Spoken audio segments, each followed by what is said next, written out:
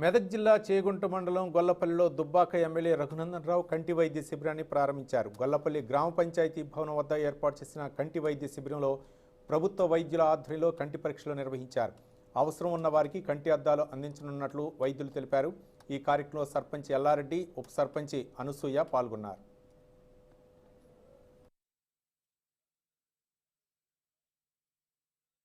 గ్రామంలో కంటి వెలుగు కార్యక్రమాన్ని ప్రారంభించడం జరిగింది. పేద ప్రజలు పట్టణానికి వచ్చి కంటి పరీక్షలు చేయించుకోలేక అవస్థలు పడుతున్నటువంటి గ్రామీణ ప్రాంతాల్లో ఉన్నటువంటి ప్రజలకి ఇది మంచి ఉపయోగకరంగా ఉండాల్సినటువంటి ఒక కార్యక్రమం. గ్రామంలో ఉన్నటువంటి గౌరవ ప్రజాప్రతినిధులు, చదువుకున్నటువంటి యువకులు అందరూ కూడా ఈ కార్యక్రమంలో పార్టిసిపేట్ అయ్యి ఈ కార్యక్రమాన్ని జయప్రదం చేసి పేద ప్రజలకు సాయం చేయాల్సిందిగా గ్రామస్తులందరూ కూడా ఈ సందర్భంగా విజ్ఞప్తి చేస్తూ ఉన్నారు.